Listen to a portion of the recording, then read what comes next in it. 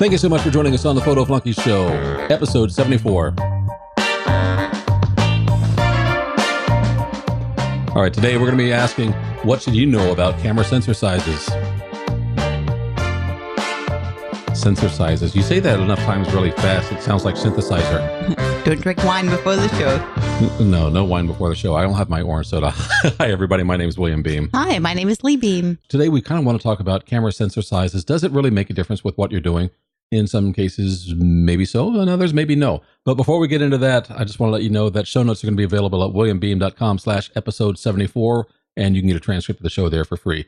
If you'd like to subscribe, there'll be links on that page, or you can go to photoflunky.com. You'll find this show and every other one in our player. And of course, we've got links to subscribe there as well. Finally, I've got an ebook out. It is called Creative Portraits. It's not a technical book. This is about the emotional and creative side of taking portrait photos.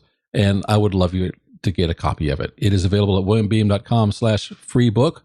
Or if you're on the go, just pull out your phone, text the word or phrase CP book to the number 33444.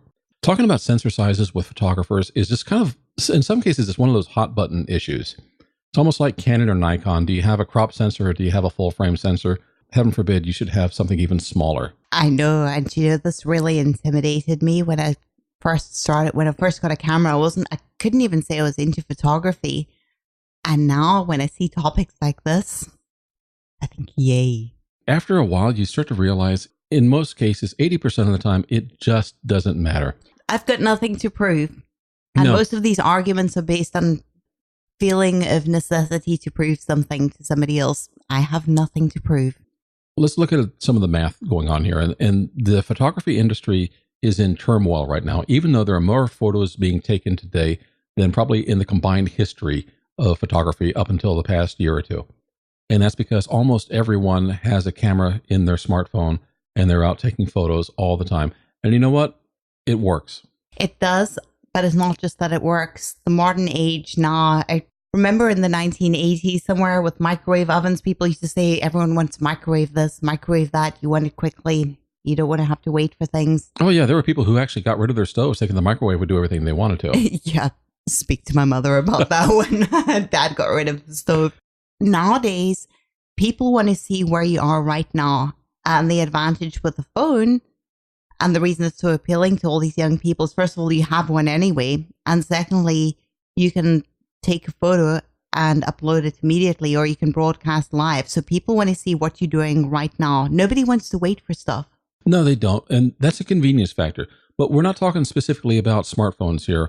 We're talking about sensor sizes. And one of the biggest debates was, are you going to have a camera with a crop sensor or a full frame sensor? And the debate on that really goes back and forth on some silly issues, I think. Yes, it does. One of the things that people who like crop factor cameras on like to say is that it gives them more reach. And that is total and utter nonsense. I mean, seriously, the fact that your sensor is smaller does not magnify your photograph. It really does not. If you stand next to someone and one has a full frame camera and one has a crop sensor camera, you take a picture of the same subject, it looks just as far away in your lens as it does in the other person's lens. Yep. The difference is you're losing a little bit of resolution on the sides. Literally, that's why it's called a crop. Yes. So you don't see the whole image. It crops it. It doesn't zoom. People seem to think, oh, I've got the extra zoom. Really? Well, how? Here's what they think. They think, well, yeah, but I have more resolution on my subject because I'm not wasting pixels on the side where it didn't matter. Oh, dear Lord. I know. How do you argue with logic like that? Yeah, if you want more resolution of pixels on that, you're not any closer to it, and your lens is not suddenly magnifying it because you have a crop sensor camera. That is just simply a myth. It is not a problem to go ahead and shoot with any lens that you want to on a crop sensor, but you're not getting any magnification. No. So what's the advantage of having a crop factor? Well, there isn't one. To me, the advantage is that I'm not paying for stuff that I don't need. And I don't need a full frame camera for what I'm doing.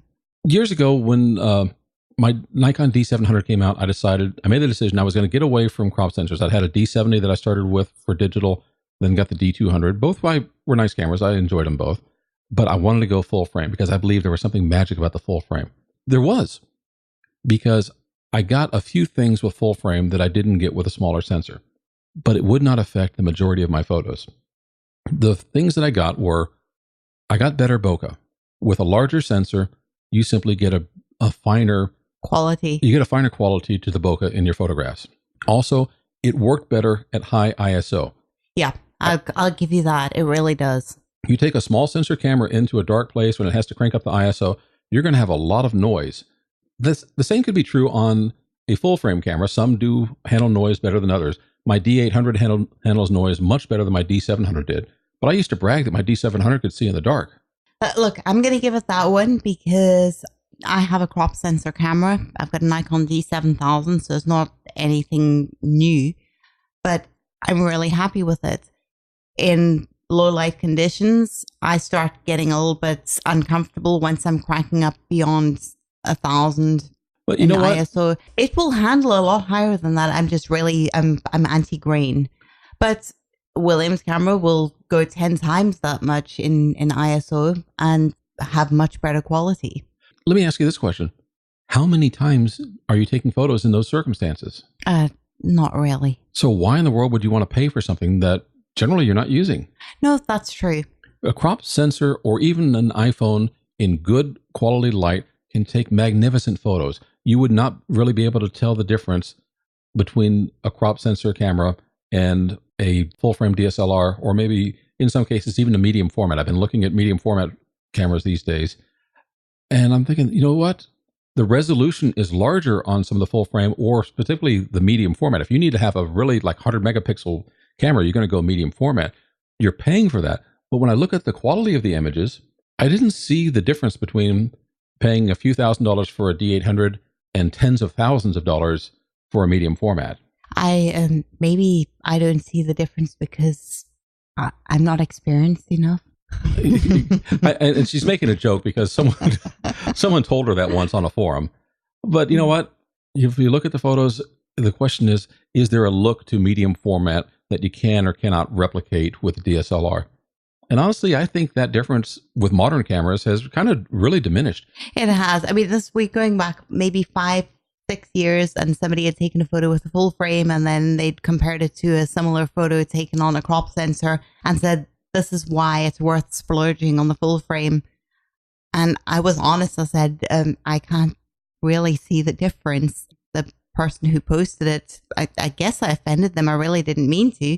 He came back and said, well, you clearly don't have the experience and you haven't sort of educated your eye to spot the difference. I was fairly new at the time. I thought, okay, fair enough. I'm not experienced. But think about that. If you're showing your photos to an audience that's not a photographer, are you expecting them to be educated and know why it was worth you to spend $50,000 on a camera instead of $2,000 or $3,000? Well, at the time, I sort of accepted it and thought, fair enough.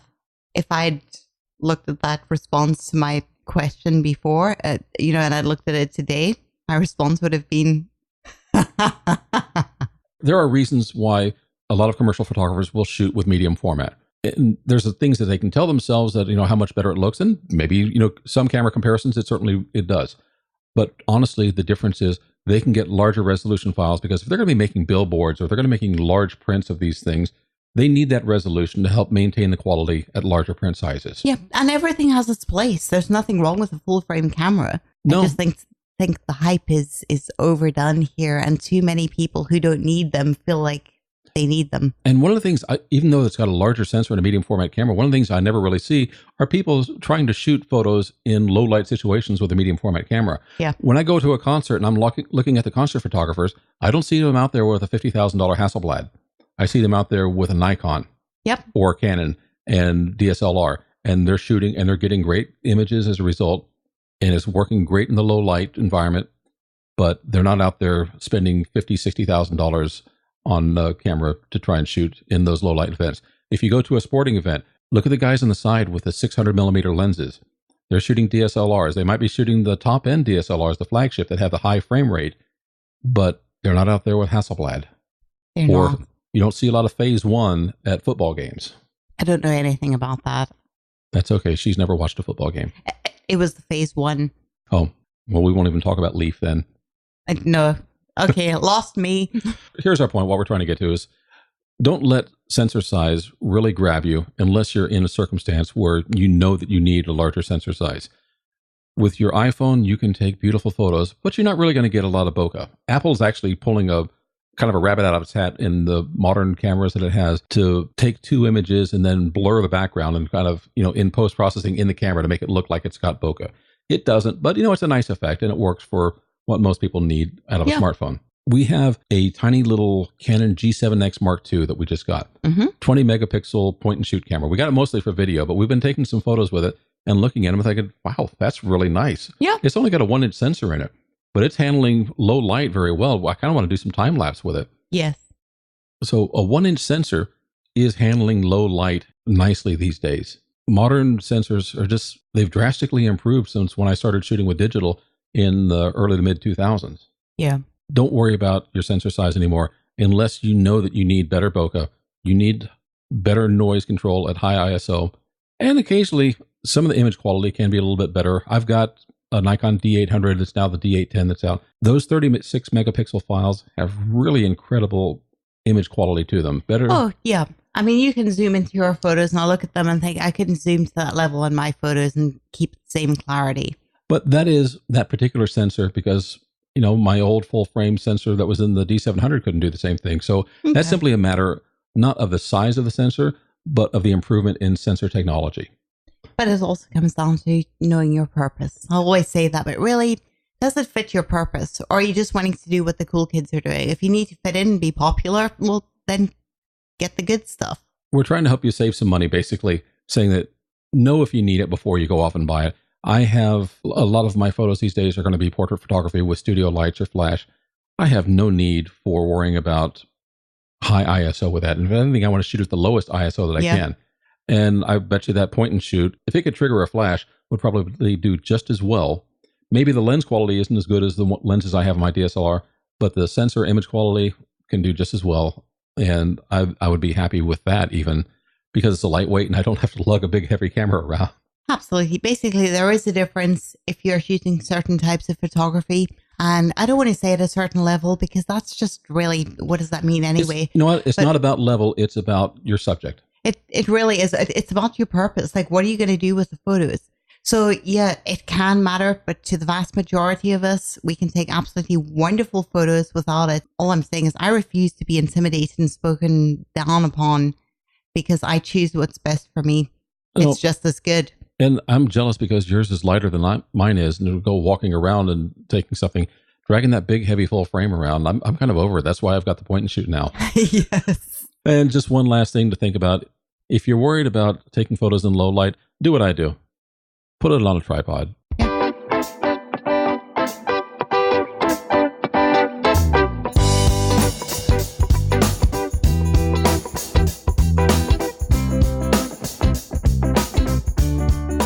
Thank you so much for joining us on the Photo Flunky Show. We really appreciate you. As I said at the beginning, show notes are going to be available at williambeem.com/episode 74, so you can get a transcript of the show there for free.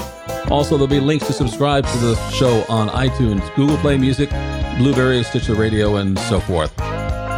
Finally, don't forget to claim your copy of Creative Portraits. It's free. We'd like you to share it with a friend. Take a look. You can download it at williambeem.com/freebook, or you can text the phrase CP Book to the number 33444. Thank you so much. We'll see you again next week.